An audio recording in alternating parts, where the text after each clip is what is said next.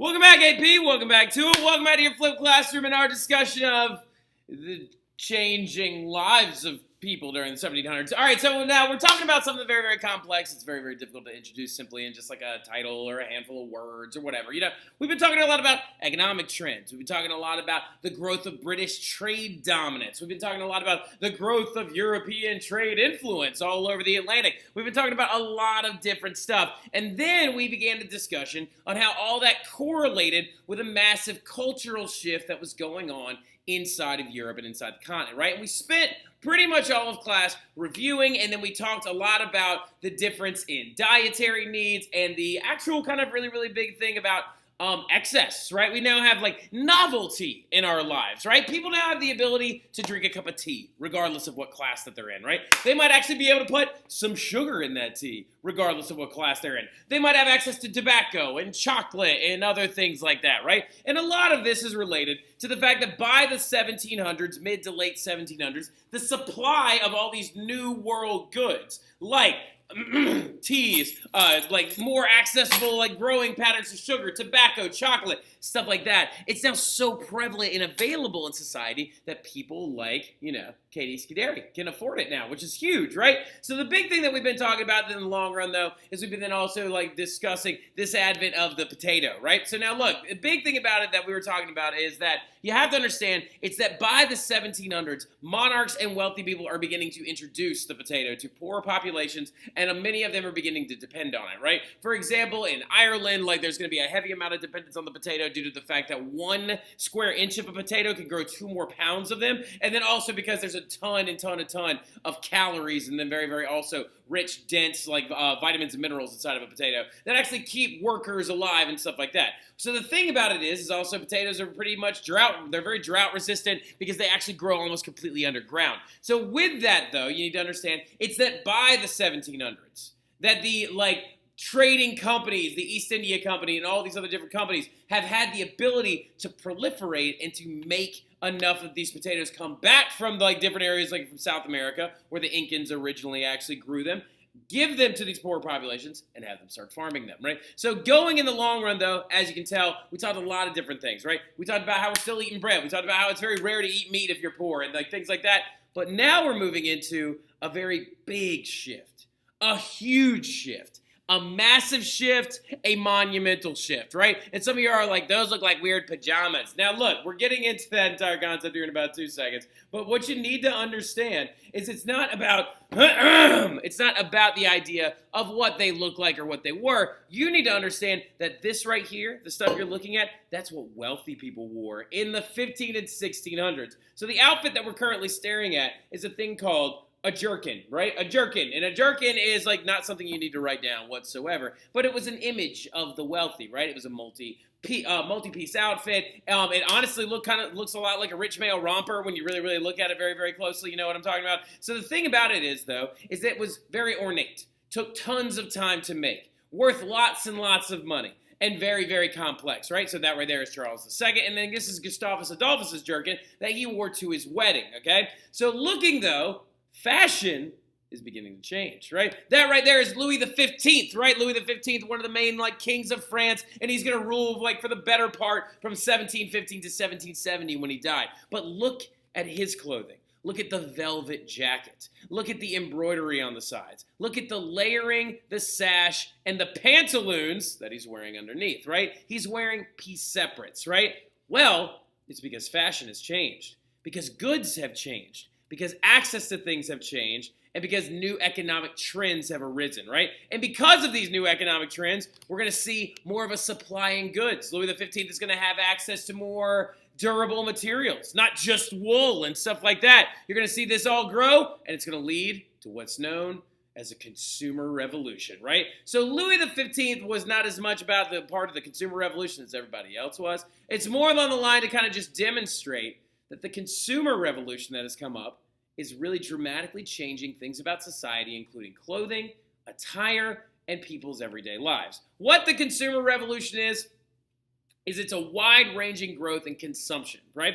So you're seeing, because of the industrious revolution, because of the cottage industry, because of the putting out system, because of all these different elements and ideas, you're seeing a massive growth in economic patterns in the terms of people can now work, go out, and buy things, right? And since they now have money in their pocket and they can go out and purchase things, and there's now all these new goods available, and the supply of these goods is very high, it's making these goods more affordable, making it more wide-ranging in this growth, right? New attitudes toward consumer goods are going to emerge in cities, especially in Northwestern Europe, in the second half of the 1700s. So you're seeing the growth of people being able to buy specific items, to kind of come along and make outfits of their own, to really, really buy things that they didn't know they needed, but they realized that they really, really wanted. For example, oh no, we're not going to start there. Come on now. For example, outfits and attires. Look at this right here. That right there is a velvet waistcoat on a gentry or middle class figure, right?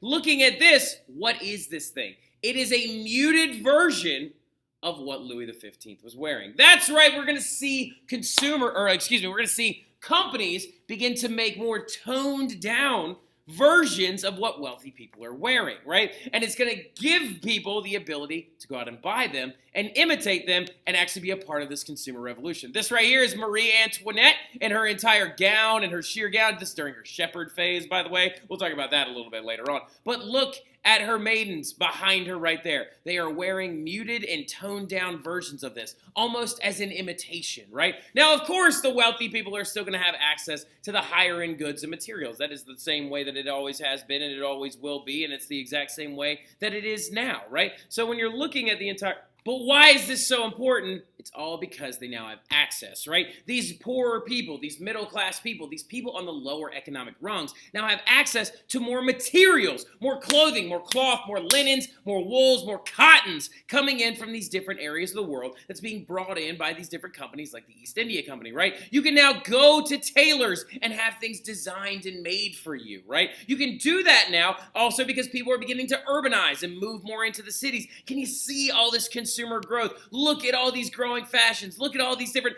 advertisements for them that are actually coming out now. You're now even seeing pamphlets and small catalogs come out showing the latest fashions of the day. Now, again, I think it's important to jump back to this picture and show you that, rich people did it different. You know what I mean? Like, rich people did it very differently and did it very much bigger and more ostentatious and stuff like that. But a lot of it is now being driven by this new media representation as well. You're learning more about what Marie Antoinette's wearing. You're learning more about what the royals are actually putting themselves in. We're learning more about a lot of different elements that they're growing along with and stuff like that. So when you're looking at it, who caused this whole thing? Well, this woman right here is one of the more famous ones. That right there is Rose Breton is her name, right? Rose Breton is considered the Queen's personal stylist, right? The Queen's personal stylist in the sense that she she made this big giant hair popular. She made all the clothing popular. She designed Marie Antoinette's clothing by herself. She helped her make sure that she was wearing what was in that season. So you see what I'm talking about, y'all? This consumer revolution is blowing up, right? And you're seeing new growth in societies. You got families going out and buying dishes for one another. That's right. Poor people are even excited because they're like, oh, hey, I can buy a bowl for myself instead of having to share the middle bowl in the middle of the table, right? Because these porcelains are now more available. Oh, maybe we won't cook on an open flame anymore. Maybe we'll save our money and we'll buy a stove. That's huge, right? And then also, again, the books. The books everywhere. And then this is one of my favorite ones, a room separator. A thing to actually put in your room and separate people from different sides and almost create more space, right? So you see what I'm talking about is this consumer revolution is a really, really big deal. And we're going to skip this. We're going to talk about it later. So it's a very, very big deal because you're just seeing these massive economic patterns hit Europe with like absolute wrecking ball, right? Now where we're going with this as well is you also got to understand is that medicine is finally beginning to catch up, right? Medicine is finally growing and we're seeing the medical sciences grow very, very rapidly. And just so you know, faith healing still remains popular, right? And stuff like that. But physicians are beginning to grow. Also very slowly, but physicians and doctors and things like that are beginning to realize certain things and practices that they can do that you can actually do to save more lives. I mean, like when you use dirty tools to cut open Louis XIV's, thing that he had on his like his butt. And then you get gangrene, you kind of start learning that maybe you should clean the tools first, right? So the thing about it, though, as well, is that purging did remain popular. Bloodletting was still popular for a little while in the early 1700s, but experimentation is now growing, and people are beginning to realize that using medicinal herbs, using medicinal plants, using other practices is going to begin to try and help the medical sciences grow, right? Surgery is even beginning to grow, and a lot of that is growing mainly from Vesalius, right, our actual author of De Humani Corpus Fabrica, and then also from the battlefield, right? Because on the battlefield, as weaponry is beginning to evolve, you're beginning to see more gruesome injuries that will involve a very important thing, amputations, right? So surgery is beginning to grow, and the concept of surgical intervention is beginning to grow because of the number of people that are losing limbs on battlefields, right? And so because of that, they're being able to actually cut away the infection and prevent a gangrenous infection and trying to save people's lives before an infection actually kills them, right? Now, going forward as well, another field of medicine is growing very, very rapidly, and I think this is so cool. It's the medical field of midwifery, right? The idea of how do we make sure that more babies are born safely. And a very popular book came out in the 1700s, the mid-1700s, about 1750, a thing called The Manual on the Art of Childbirth by Madame Ducoudray, Ducoudray. And the thing about Madame Ducoudray, she actually made this book and would even tour around different areas of Europe, demonstrating to people how to use certain tools and how to use certain practices to make sure that children were born safer, and it helped reduce the number of deaths at birth by a very large amount, right? For example, she introduced these things like birthing chairs and stuff like that, demonstrating that actually if a woman was in a reclined position, it would help line up her body a little bit more effectively to allow for the child to actually be born safely. And then also she would even take these around. These are actual dummies and practice dummies that people would actually practice in their villages, practicing learning how to be a midwife, right? And then also we're seeing the death of smallpox. Smallpox is finally coming to an end because by the late 1700s, a man by the name of Edward Jenner, in the 1790s is when he finally does it, comes along and realizes, like we talked about earlier, that his milkmaids don't get it because of cowpox, right? And so he actually inoculates people using the cowpox vaccine, okay? And then also 60 million people, okay, are going to be saved due to this. And then also 80% of Europeans were normally affected by smallpox, so he's going to have a massive amount of impact. But then, like we said, it's also going to lead to our very first anti-vaccination movement, right? Because this right here is a propagated political cartoon showing Edward Jenner administering that cowpox vaccine to a very, very nervous woman right there. And as you can see, all the people in the background are beginning to turn into cows and having cows erupt out of their body. This one right here is my favorite one, with the cow jumping out of this man's pants. Now the big thing about it, though, is it's also important. Why do I bring this up? Why do I show this every time? It's important to know that publications and then also that these different ideas and these different things going on are going to lead to a little bit of a social backlash, right? And because there's going to be more proliferation of things like newspapers and pamphlets and then advertisements and things like that, there's also going to be more proliferation of anti-political statements and then also aggressive marketing strategies and stuff like that. And a lot of that is going to play into what we're about to talk about. The absolute best time of year, the French Revolution. That's right, the French Revolution, right? The thing that I love talking about, one of my periods of expertise, one of the things that I could live, sleep, breathe, and die on is the French Revolution, right? The period from about 1750, before it started, to about like 1815, when Napoleon is finally exiled, right? So the thing that you need to understand, though, is you're getting into a very intense topic with a very intense instructor, with somebody who loves this stuff with a fury, right? So before we can do anything else, we got to talk about the background of the revolution, right? I know Tuttle is excited.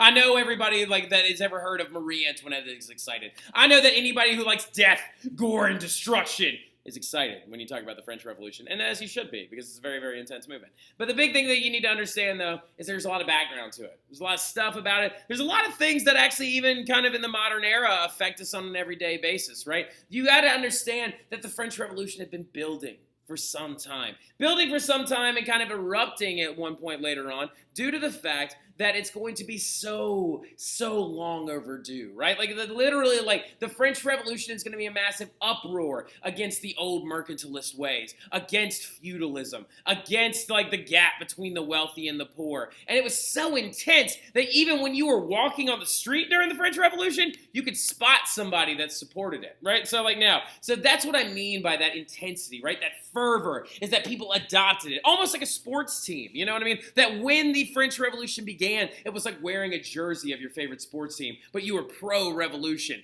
And what are the two things that stand out on these gentlemen that actually demonstrate that they're for the revolution? No, not their drum. No, not their jackets. No, not the gun he's got slung over his shoulder, but the hat and the patch that they're wearing, right? So looking at this hat right here, that's the red cap of the revolution, and then also these little pins, the tricolor cockades, right? Which are going to eventually help evolve into the modern day French flag, right? And you've seen this thing probably at least one point in your life. This thing right here, the Liberty cap, the red cap of the revolution, went on to symbolize the entire revolution and the intense desire for liberty that French people wanted with a fury, right? It actually is modeled off of a very old traditional Roman cap that freed slaves would wear. And also, to this day, you can see it on the United States Senate seal, right? United States Senate.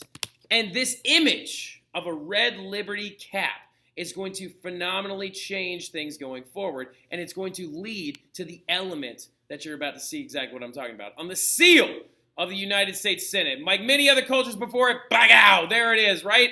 A red cap of liberty, right?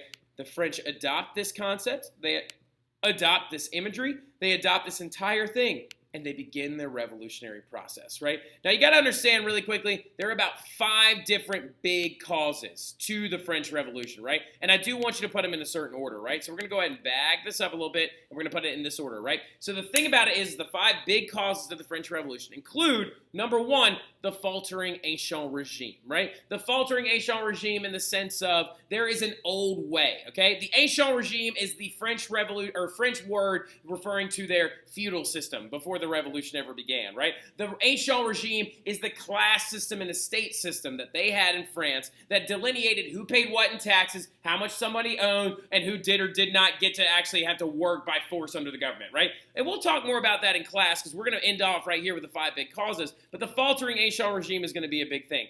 Another one is the eroded power of the monarchs, right? The monarchs are beginning to lose a lot of power, and they're beginning to being looked less upon as an absolutist and more upon as a nuisance, right? You're also seeing the American Revolution blow up, which will help cause the French Revolution. The Enlightenment, which is going to spiral into the French Revolution.